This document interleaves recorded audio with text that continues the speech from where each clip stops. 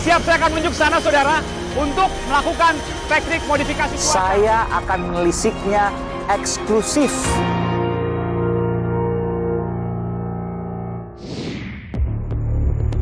Saudara, ada yang menarik dari rekonstruksi kasus pembunuhan Brigadir Yosua.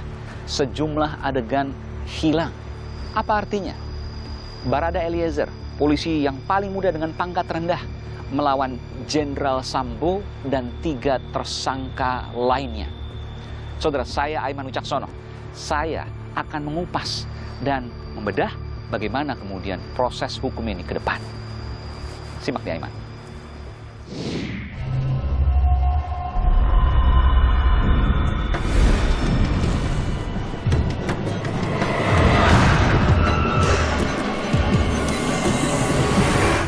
Rekonstruksi pada hari ini akan meliputi 78 adegan di rumah Magelang, di rumah Saguling, kemudian di rumah Komplek Duren 3.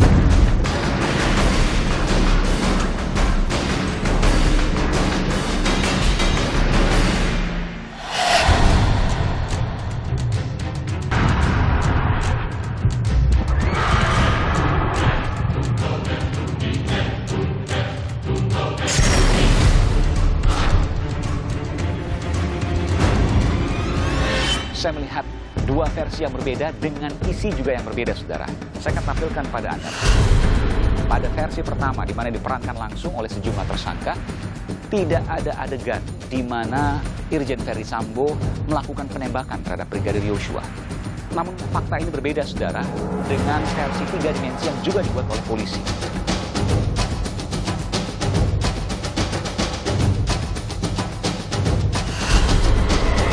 Bahwa ini adalah saksi kunci.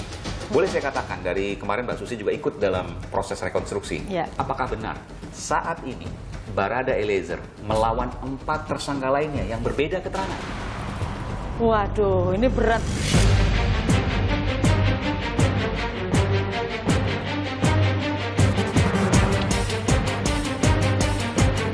Ada kasus yang populer di mana sebelumnya didakwa dengan pembunuhan berencana tapi batal pembunuhan berencananya.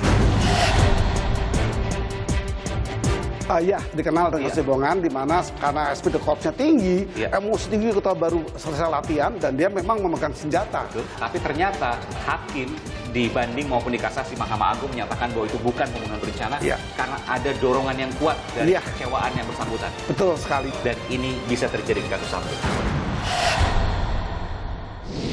Saudara, ada yang menarik dari proses rekonstruksi pembunuhan Brigadir Yosua di TKP, tempat kejadian perkara, rumah dinas Verdi Sambo beberapa hari lalu. Ada 2 versi yang dikeluarkan oleh polisi. Yang pertama adalah versi rekonstruksi yang asli diperankan oleh sejumlah pemeran, diantaranya adalah Irjen Verdi Sambo, Barada Eliezer, dan sejumlah tersangka lain. Yang kedua, saudara, adalah versi 3 dimensi yang menggambarkan detil proses-proses rekonstruksi.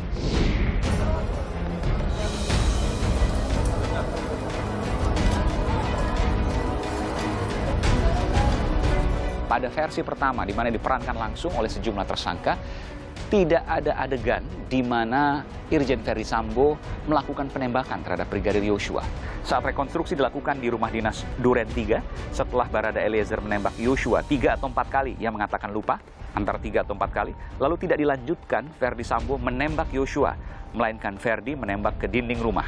Kuat dugaan ini dilakukan Verdi untuk mendukung skenario yang dibuatnya, bahwa terjadi tembak-menembak hanya antara Brigadir Yosua dan Barada Eliezer. Namun fakta ini berbeda, saudara, dengan versi 3 dimensi yang juga dibuat oleh polisi. Dalam versi 3 dimensi tersebut, ada adegan di mana Irjen Verdi Sambo sebelum menembak ke dinding, ia melakukan penembakan terlebih dahulu ke bagian kepala belakang Brigadir Yosua.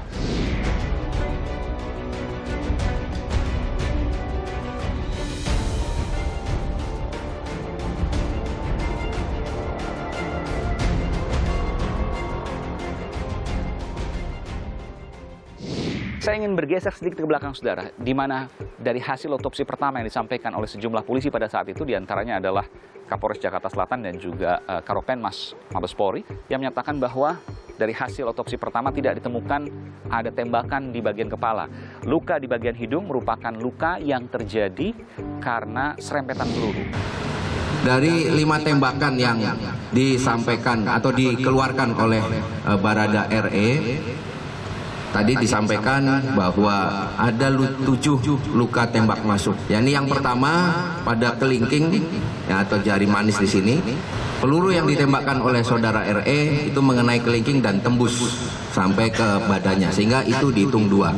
Kemudian ada juga peluru yang mengenai lengan sebelah dalam juga tembus ke tubuhnya, jadi itu dihitung 2. Kemudian yang di telapak sini pergelangan juga 1 masuk, dihitung 1 keluar. Itu rekoset yang itu meninggalkan luka mungkin seperti sayatan.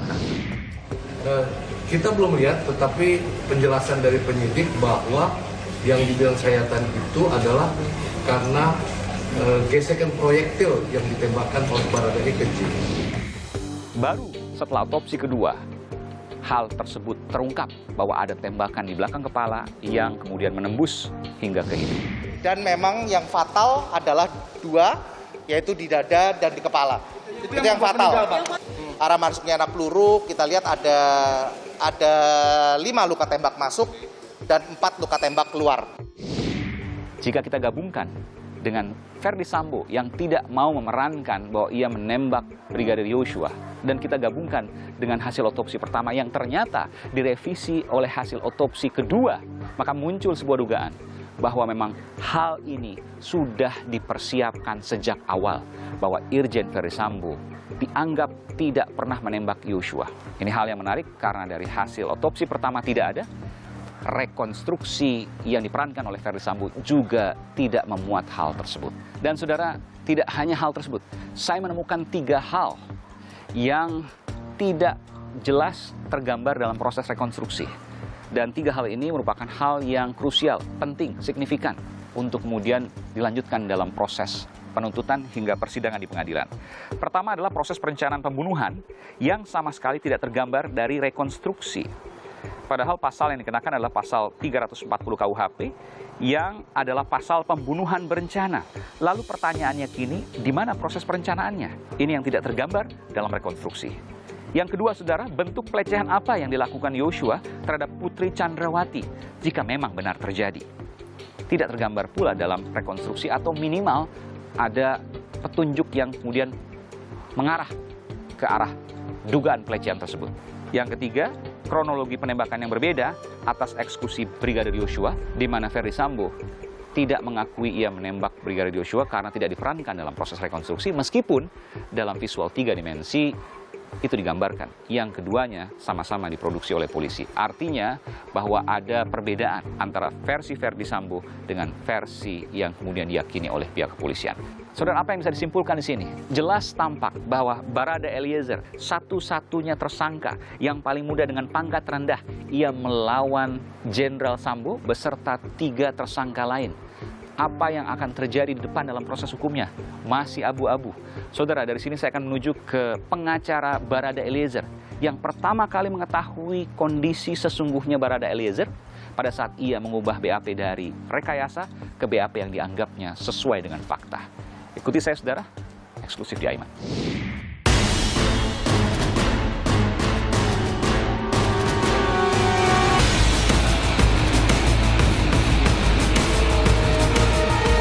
Dalam konfrontir mereka memang ada beberapa pihak yang nolak, terutama dari pihak FS. Saudara, Deoli Payumara adalah orang yang pertama kali membujuk Eliezer dan juga kemudian menyaksikan Eliezer mengubah BAP-nya dari BAP rekayasa pada waktu itu menjadi BAP yang dianggap saat ini sebenarnya. Bung Deoli, Pak, betul ya? Ya betul. Anda salam merah putih ya. Salam merah putih. Anda pertama kali yang juga membujuk yang bersangkutan. Selain juga ada anggota polisi yang lain. Betul. Jadi ini kerjasama antara saya dengan penyidik sama Kanit ya. Jadi mereka udah dapat titik terang, tapi apa isi terangnya belum tahu mereka. Oke. Kemudian kita kerjasama sehingga akhirnya keluarlah dia, si Eliezer menjadi terang semua kan diceritakan. Dengan tulisan tangan dia? Dengan tulisan tangan, karena dia minta dia tulis sendiri. Kita aminkan, ya tulis sendiri aja deh. Jadi kejadian yang sesungguhnya, yang pertama kali mengetahui salah satunya adalah Bung Deoli, Pak, dari Eliezer. Iya. Saya harus kaitkan ini ke rekonstruksi. Adakah kejanggalan di situ dari hasil testimoni pertama Eliezer.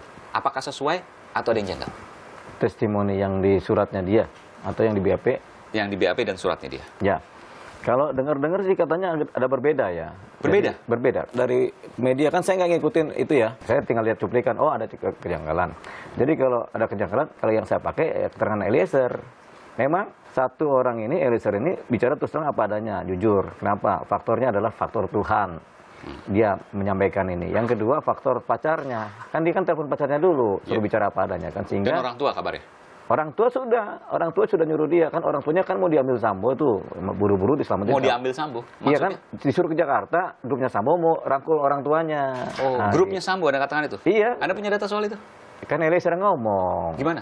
Eliezer ngomong, Bang, itu orang tua saya di Jakarta karena permintaan Pak grupnya Sambo supaya bawa ke Jakarta, nanti Sambo mau ngambil, mau dilindungi sama grupnya Sambo. Nah, ini harus diperjelas dulu nih, maksudnya mau dikondisikan sesuai dengan keterangan yang dikehendaki oleh grupnya Sambo ini. Betul. Yang sekarang semuanya sudah ditetapkan tersangka obstruction of justice, tersangka menghalangi penyidikan grupnya Sambo. Grupnya Sambo itu luas, nggak cuma yang tersangka ini, kan ada bahkan lebih ya, kan ada polisi-polisi yang udah ketangkap itu 80-an orang itu namanya kan grupnya Sambo. Diperiksa. Yang diperiksa. Iya. Ya banyak. Eliezer sempat bercerita berapa orang jumlahnya? Grupnya Sambo yang kemudian mencoba. Eliezer nggak tahu itu kan dia pangkatnya Barada. Dia tahunya grupnya Sambo mau ngambil sini. Nah kalau kita tahu grupnya Sambo ini kan banyak ini kan.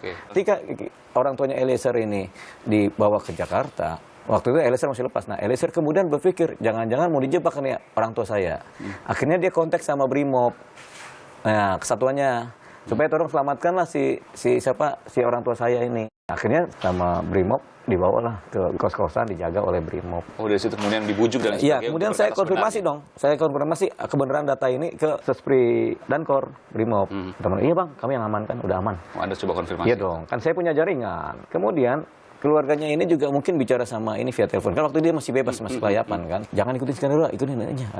Dia masih goyang tuh. Jangan ikuti skenario, ikuti yang sebenarnya saja. Itu orang tua sampaikan. Orang tua ngomong begitu ke Eliezer, kata Eliezer kan. Pacarnya juga kemudian menyampaikan. Kemudian ketika telepon pacarnya kan dia nggak punya handphone. Ketika ada saya kan ada Brimob nih. Udahlah ngobrol pakai teleponnya Brimob, anggota Brimob yang ada di ruangan. Nah, akhirnya pakai salah satu anggota Brimob. Telepon ke pacarnya. Ngobrol panjang mereka. Pacarnya sih bilang, "Ya udah, ngomong apa adanya ke Bang Olid." Barulah kemudian yang menulis itu. Ya, kemudian terbuka dia tulis itu semua. Tapi setelah proses yang agak panjang kita ngobrol pakai bahasa Manado. Iya, oke. Kuning tuh. Setelah ini dokumen-dokumen lengkap ya. Lengkap ya. Termasuk tulisan Barada Eliezer ada di sini? Oh, di bawah ini. Boleh saya lihat? Ya, Tapi yang saya ini. akan kasih. Baca aja. Oh, nggak apa-apa ini ya? Iya, sini aja. Yang ini tulisan tangan dia. Oke, ini tulisan tangan dia, Saudara. Tulisannya adalah kalau kita yang tembak tapi atas dasar perintah.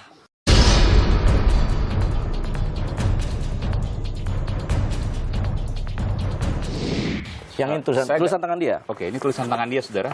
Tulisannya adalah kalau kita yang tembak tapi atas dasar perintah.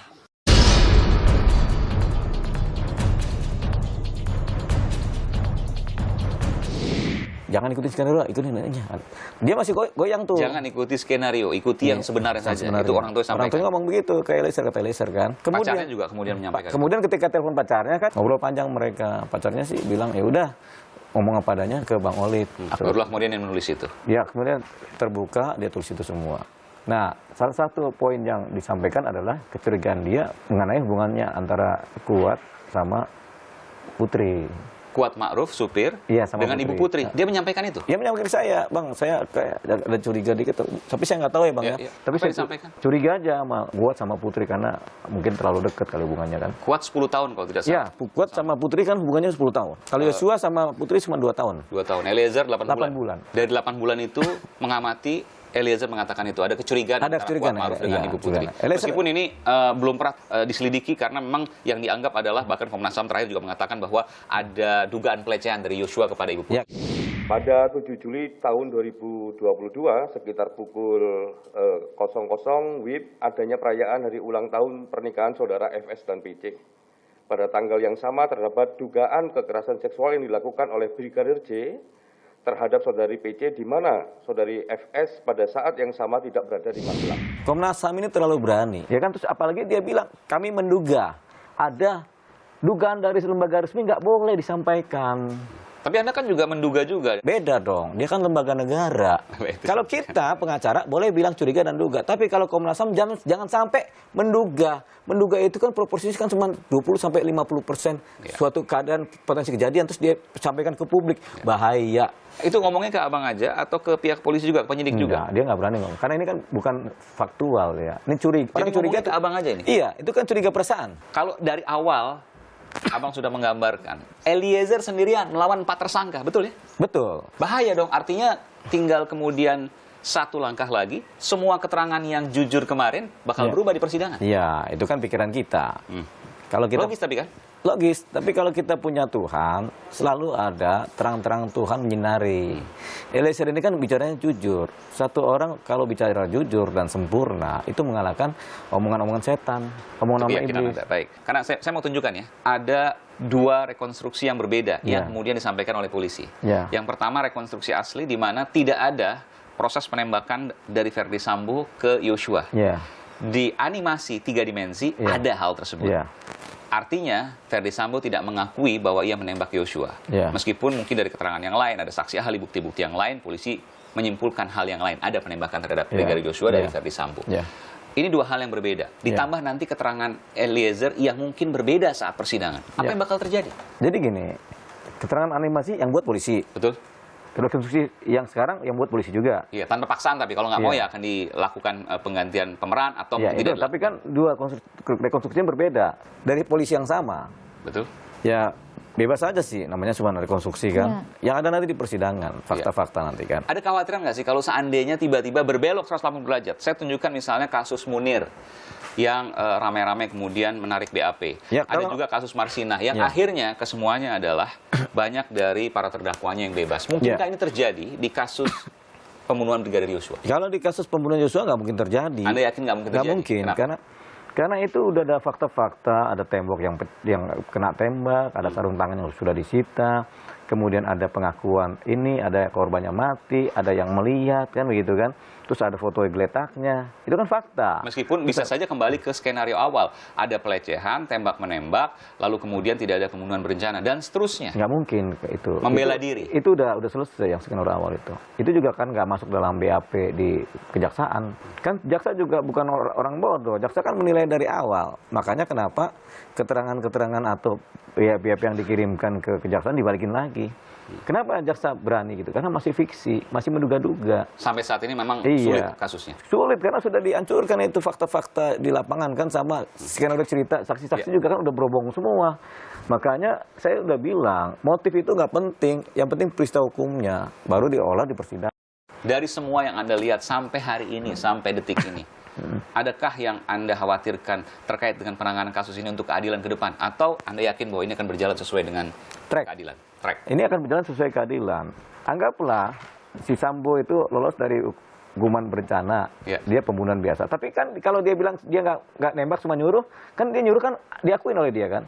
Tapi nyuruh kan belum tentu itu pembunuhan berencana. Apakah itu bisa dikategorikan itu tidak ada perencanaan sebelumnya? Nyuruh itu adalah pembunuhan berencana. Bagian itu menurut Anda, meskipun bisa nanti yang lain. Kan di belakang menyuruh kan ada cerita, selalu ada cerita kan, itu namanya pembunuhan berencana. Tembak-tembak itu kan sudah merencanakan kan. Nah, jadi ketika dia masuk unsur pembunuhan berencana, apalagi dia adalah pejabat negara, ya apalagi dia adalah kadifropam, umumnya kan diperberat sepertiga.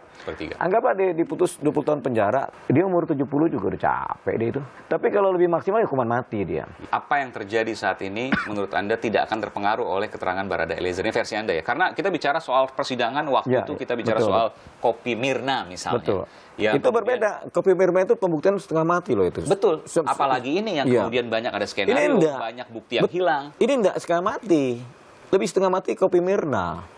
Karena kopi Mirna CCTV itu nggak ngeliat apa-apa, hanya cerita dari orang per orang. Dan di sini juga tidak ada CCTV-nya. Ini nggak ada CCTV, tapi kan ada pistol sama peluru. Oke, dan itu kemudian bisa berubah pada saat persidangan akan skenario yang lain. Mungkin nggak ada. Apalagi udah ada kronologis kebohongan-kebohongan kan. Bukannya justru mengaburkan dakwaan, sehingga hakim mengatakan bahwa lebih baik membebaskan 10 orang bersalah dibanding menghukum 1 orang yang tidak bersalah. Itu kalau nggak ada bukti. Kalau ada bukti, udah ada 2 alat bukti yang sah, pistol sama dinding pun udah cukup, sama jasad korban.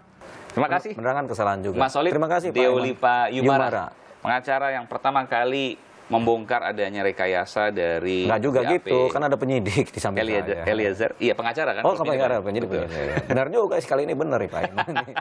Yang kemudian berubah BAP atau berita acara pemeriksaan dari yang sebelumnya dianggap rekayasa menuju ke yang sebenarnya. Terima kasih Bung Dio. Sama-sama, terima kasih Pak Imam. Sehat selalu. Amin.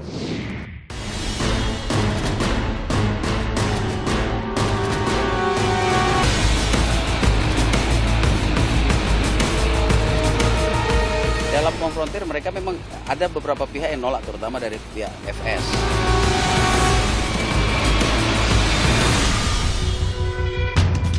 Kasus pembunuhan Brigadir Yosua Huta Barat masuk ke tahap penggambaran adegan pembunuhan. Akhir Agustus 2022, rekonstruksi pembunuhan Yosua digelar kepolisian. 5 tersangka, yakni Ferdi Sambo, Richard Eliezer, Ricky Rizal, Kuat Ma'ruf, dan Putri Chandrawati dihadirkan langsung di 2 lokasi.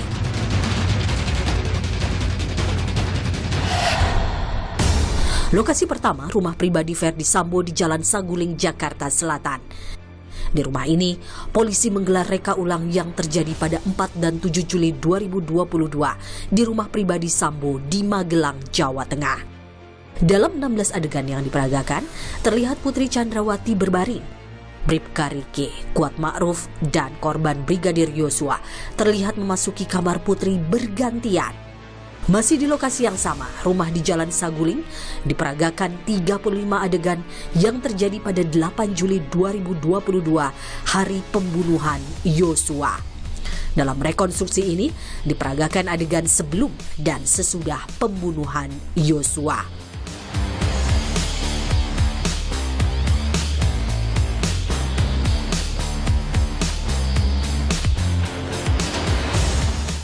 Selanjutnya lokasi kedua, rumah dinas Ferdi Sambo di Kompleks Polri Duren 3 Jakarta Selatan.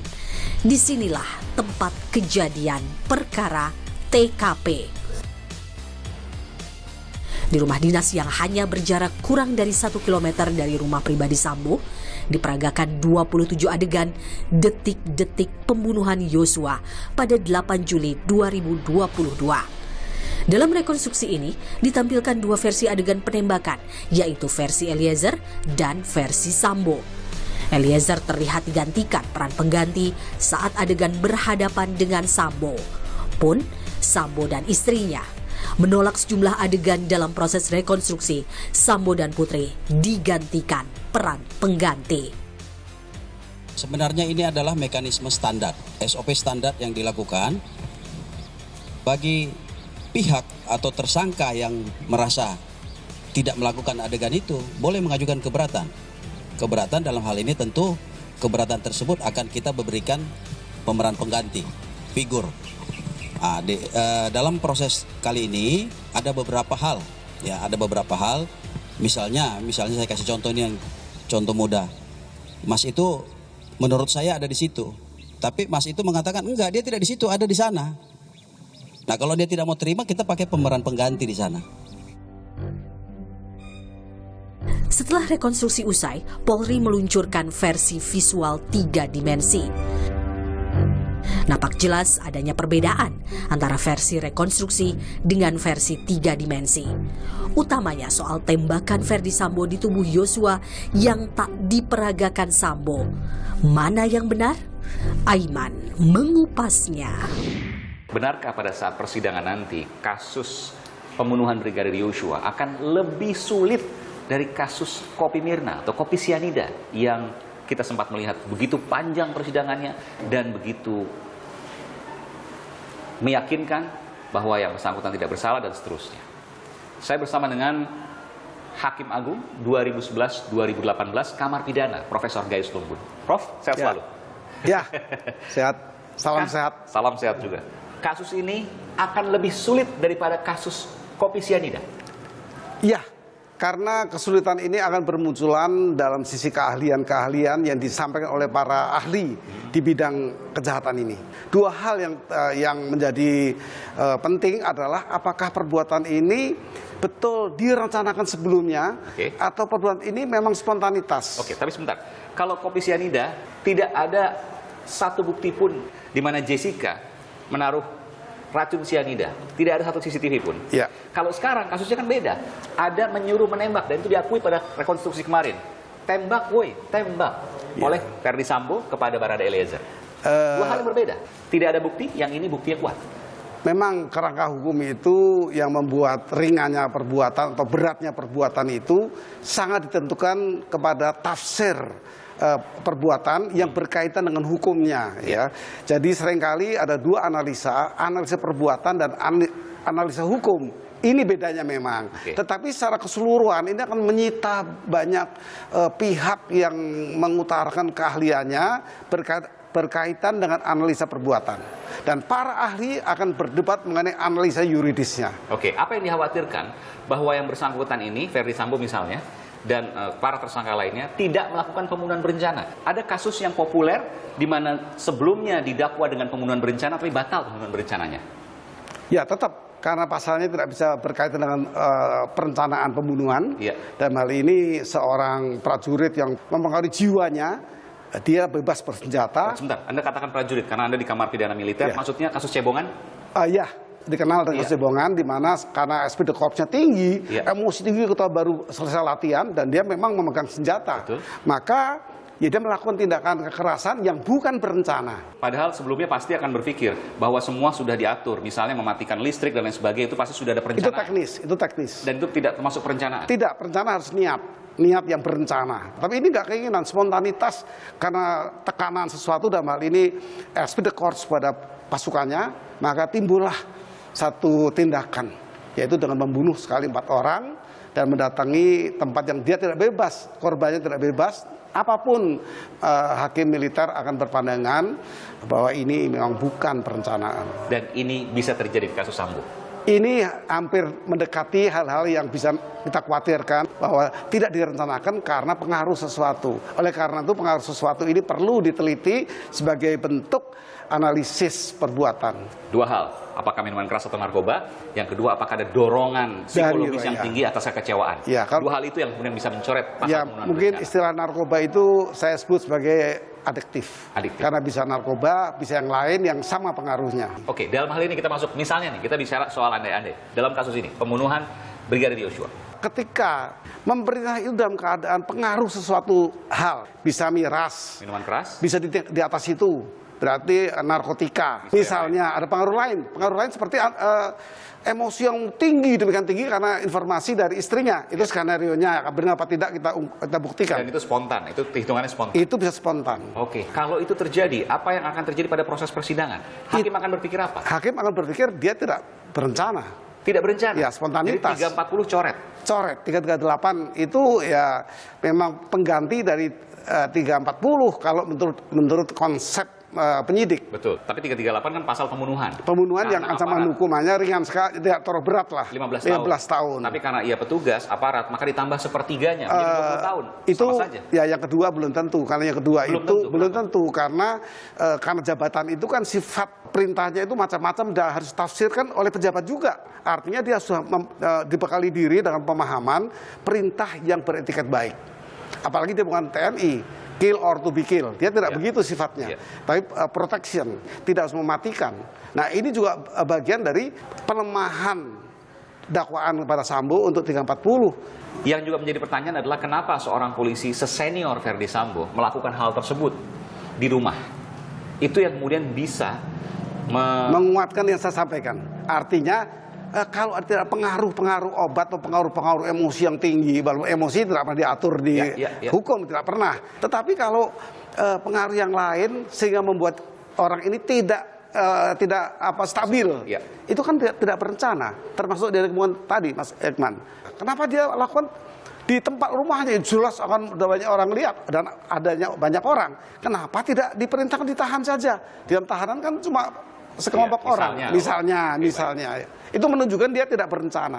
Artinya, Prof. Gayus dalam hal ini pribadi ya, meyakini bahwa ketika tidak dibuktikan bahwa ada katakanlah miras atau narkoba pada saat kejadian, maka hampir bisa dipastikan bahwa pasal pembunuhan berencana akan dicoret. Bisa hilang. Sebagai perwakilan negara yang juga mewakili korban, apa yang harus dilakukan jaksa dalam hal ini? Ya, jaksa harus mempunyai pemahaman di atas itu. Artinya bagi jaksa itu justru menolak itu. Menolaknya dengan teori lain.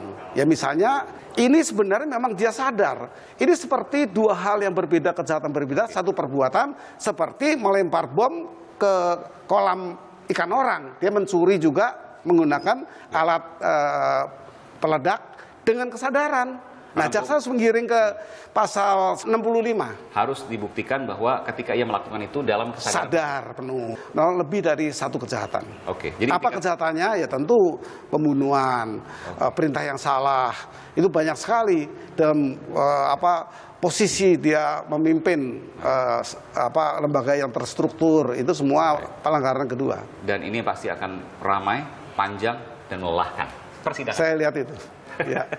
Terima kasih Prof. Gayus Lumbun, Hakim Agung 2011-2018 di Kamar Pidana. Ya, kasusnya ini ya? Ya, pidana umum dan militer. Pidana umum dan pidana militer. Terima kasih Prof. Gayus Lumbun. Sama-sama. Salam sehat selalu. Ya, Salah satu komisioner Lembaga Perlindungan Saksi dan Korban ada di depan saya, yakni Mbak Susila Ningtyas. Mbak Susi, sehat selalu? Ya, alhamdulillah sehat. Iya, yang juga hari ini menjadi kepedulian concern adalah kondisi Barada Eliezer yang di bawah pengawasan LPSK, betul? Iya, betul. Sehat-sehat dan aman secara psikologis? Alhamdulillah sehat walafiat, aman dan psikologisnya sampai detik ini stabil dan masih semangat untuk mengungkap kejahatan ini. 24 jam diawasi oleh LPSK lewat kamera dan juga ada petugas yang nempel di sana. Betul. Artinya begini, bahwa ini adalah saksi kunci. Boleh saya katakan, dari kemarin Mbak Susi juga ikut dalam proses rekonstruksi di dua rumah yang mencerminkan atau mewakilkan 3 kejadian dari Magelang, Rumah Saguling, dan Rumah Duren 3. Yang ingin saya tanyakan adalah, apakah benar saat ini Barada Eliezer melawan 4 tersangka lainnya yang berbeda keterangan? Waduh, ini berat Mas ya. Ini penyidik yang tahu detailnya. Tapi karena kemarin saya lihat berlawanan 1 versus 4. Itu dia. Jadi memang terlihat seperti itu. Jadi memang ada perbedaan versi masing-masing tersangka dan kemudian mostly kemudian disimpulkan seperti itu. Anda orang hukum, pasti Anda juga intuisi dan pengetahuannya luar biasa untuk tahu bisa membaca hal tersebut. Dia paling muda dengan pangkat paling rendah. Sementara ia melawan ada Jenderal Sambo dan juga Ibu Putri dan juga 2 seniornya yang lain yang sama ajudan. Ada kekhawatiran bisa jadi ia bisa mengubah lagi keterangannya. Mungkinkah itu? Bisa saja, itu mungkin terjadi. Bisa saja. Dan itu akan mempengaruhi sidang nanti. Betul, itu sebabnya kami tidak mau itu terjadi. Makanya kami kemudian melakukan pengamanan 24 jam dan pendampingan kepada Richard ini. Jadi kami sangat hati-hati betul, jangan sampai berubah keterangan. Dan dia tetap konsisten, sehingga LPSK tetap bisa memberikan perlindungan. Saya boleh tanyakan soal informasi ini. Apakah itu bisa dijadikan sebagai acuan bahwa dia aman karena ada lingkup kepolisian dan dia membongkar petinggi polisi yang diduga melakukan tindak pidana pembunuhan berencana? Sebenarnya sih aman ya. Dia kan tersangka, jadi memang harus ditempatkan di tahanan. Nah, memang di tahanan Bareskrim kan. Nah, untuk menjamin keamanannya tersebut, maka LPSK melakukan pengamanan selama 24 jam ini. Jadi double ya? Ada lingkup kepolisian, ada LPSK yang 24 jam. Jadi kami bekerja, rahasia. LPSK? Iya. Yang kami lebih dari 1? Iya, yang pasti lebih dari 1, tapi kami tidak bisa sebutkan semuanya. Tapi memang kita kerjasama di dalam dengan teman-teman Bareskrim, karena kan dia masih di dalam tahanan Bareskrim. Apa pentingnya Barada Eliezer sebagai justice collaborator? Kan keterangan tersangka tidak seharusnya menjadi hal yang utama. Ada keterangan lain, saksi ahli, bukti-bukti yang lain. Kalau seandainya, tentu kita tidak mengharapkan, Barada Eliezer batal memberikan keterangan karena satu dan lain hal. Apakah karena ancaman? Ya tentu pasti LPSK berpikir ada kemungkinan misalnya dibunuh misalnya. Atau misalnya ia diberi tekanan oleh pihak luar yang kemudian mengubah keterangannya sebagai justice collaborator. Apa pentingnya seorang Barada Eliezer? Penting sekali, Mas. Jadi pertama yang mengungkap adanya kejahatan tindak pidana pembunuhan adalah dia, gitu ya. Nah, karena selama ini kan yang kita ketahui baku tembak sebelumnya. Yang itu kalau tidak disampaikan oleh Richard bahwa ini adalah tindak pidana pembunuhan, maka mungkin penyelesaiannya internal Polri melalui Propam atau kode etik dan sebagainya. Nah, itu yang kemudian sangat penting Richard ini bersaksi. Nah, selebihnya memang yang namanya tersangka, terdakwa itu punya hak untuk menyangkal gitu ya. Tetapi kan dari keterangan Richard inilah awal dari terbukanya tabir kejahatan ini, sehingga LPSK berharap bahwa melalui kesaksian dan keterangan Richard ini maka semakin menguatkan alat bukti yang lain sehingga terungkaplah kasus ini. Tanpa Richard Eliezer, ada potensi dakwaan untuk Sambo dan yang lain akan bebas. Potensi. Bisa saja begitu, tapi itu tadi kan harus dibuktikan dulu di pengadilan ya. Gitu. Itulah pentingnya kemudian kenapa Richard Eliezer dilindungi oleh LPSK. Ini termasuk kasus obstruction of justice-nya loh ya. Betul. Jadi bisa saja Richard itu akan menjadi saksi kunci karena untuk dia dianggap tahu. Betul ya. Di lokasi kejadian ketika kemudian dalam tanda kutip ya gengnya Sambo datang, dia ada dan lain sebagainya. Ada ancaman pembunuhan terhadap Richard Eliezer? Sampai detik ini sih belum ada. Cuman kan kami memperkirakan, menganalisis pasti ada potensi. Ada potensi? Iya, bisa saja ada potensi seperti itu dengan berbagai macam cara ya. Bisa saja ancaman secara langsung, bisa saja ke keluarga, bisa saja juga yang tidak terduga. Ke keluarga maksudnya mempengaruhi keluarga untuk mengubah keterangan lagi? Bisa saja seperti itu. Itu potensi-potensi ancaman yang kami perhitungkan sebelumnya, sehingga itu kenapa kemudian kami urgent sekali memberikan perlindungan kepada Richard. Originalitas kesaksian Barada Eliezer saat ini dijaga oleh LPSK dan LPSK punya kewajiban untuk itu. Iya, betul. Oke. Nanti kita akan lihat, nggak tahu persidangannya kapan, mungkin 2 atau 3 minggu ke depan atau mungkin lebih, karena kasusnya dikatakan anatominya belum jelas oleh kejaksaan, sehingga ini akan kita lihat nanti bagaimana perkembangannya. Iya, betul. Termasuk juga bagaimana konstruksi kasusnya. Ini masih abu-abu. Apakah akan berakhir seperti kasus Marsinah dan juga kasus pembunuhan Munir yang banyak di antara para tersangkanya bebas? Jangan dong.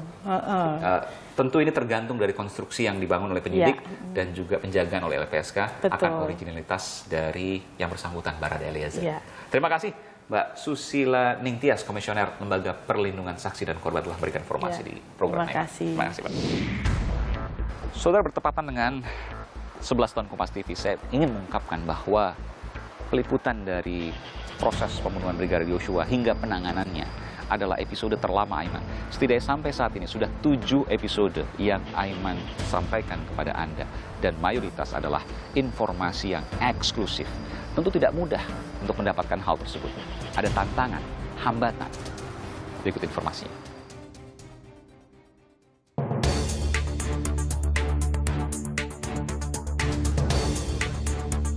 Kasus pembunuhan Brigadir Yosua adalah salah satu kasus yang bisa saya bilang adalah paling fenomenal di tahun ini. Dan kenapa kita penting untuk mengawal kasus ini? Karena kebenaran dan keadilan harus dikawal hingga akhir. Karena kasus ini tuh masih menimbulkan banyak sekali pertanyaan. Rasanya penting untuk kita bawa ke publik, penting untuk semua orang paham apa yang sebenarnya terjadi. Kami merasa bahwa kasus ini cukup mempolarisasi, bagaimana masyarakat juga melihat image Polri. Dan dari 7 episode ini, program Aiman mencoba untuk menggali dari berbagai sisi. Dan kemudian yang paling berkesan buat kami itu adalah saat berhasil mendapatkan dokumen hasil otopsi kedua Brigadir Yosua yang waktu itu belum dirilis oleh tim dokter forensik, otopsi kedua Yosua. Dan termasuk juga ketika mendapatkan tulisan tangan Barada Eliezer terkait ia mengatakan bahwa diperintah menembak Yosua waktu itu. Yang paling berkesan adalah ketika kami harus ke Jambi menemui orang tuanya, wawancara eksklusif, di mana saat itu situasi dan kondisi kami minim sekali informasi, terus daerah pelosok, sementara kami tidak punya cukup banyak waktu. Alhamdulillah kami dibantu juga oleh teman-teman dari Biro Jambi yang membuat liputan lancar. Meminta beberapa narsum untuk maju, narsum A1, apalagi pada saat meminta mewawancara ibu dari Yosua sendiri dalam kondisi sedih, kehilangan anak laki-lakinya, dan kita harus berusaha untuk menarik ibu Yosua untuk berada di layar, itu merupakan sesuatu tantangan. Ketika kita tim Aiman melakukan peliputan di Jambi, tepatnya untuk menemui para narasumber tenaga kesehatan yang menjadi saksi ketika otopsi kedua Yosua dilakukan, di mana narsum kita ini, 2 tenaga kesehatan ini masih belum bersedia kita wawancara. Namun ketika kita sampai di Jambi, setelah bertemu dengan mereka, dengan pendekatan yang kita lakukan, alhamdulillah kita berhasil mewawancarai mereka dan mendapatkan informasi yang eksklusif dari mereka. Tentu kita harapkan dari apa yang kita tayangkan selama 7 episode Aiman ini adalah bagaimana agar kasus ini menjadi jelas dan diharapkan kasus ini akan berakhir dengan seadil-adilnya, sehingga dari 7 episode ini kita menayangkan informasi yang eksklusif buat masyarakat, yang pasti faktanya sudah bisa kita uji, sudah pasti kita tahu informasinya dari sumber yang terpercaya. Transparansi dari pihak polisian itu yang perlu terus kita kawal, termasuk di program Aiman. Saya berada di Cilacap, Jawa Tengah, tapi ada sawit.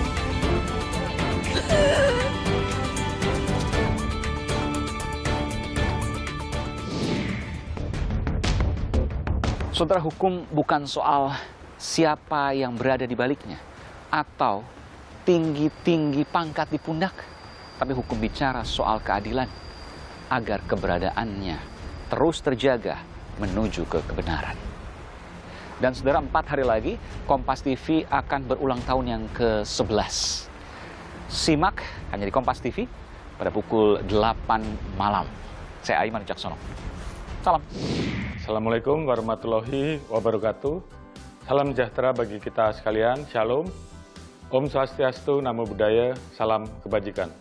Selama 11 tahun perjalanannya, Kompas TV senantiasa hadir untuk menyajikan berita yang berimbang dan lengkap, serta memberikan hiburan dan informasi akurat kepada masyarakat di seluruh penjuru negeri. Dalam kesempatan yang berbahagia ini, saya, Jenderal Polisi Dr. Andes Listio Sigit Prabowo MSI, Kepala Kepolisian Negara Republik Indonesia, mengucapkan selamat hari jadi ke-11 Kompas TV. Semoga dapat terus menjadi jaringan televisi yang independen, terpercaya dalam membangun semangat persatuan dan kesatuan guna mewujudkan Indonesia maju.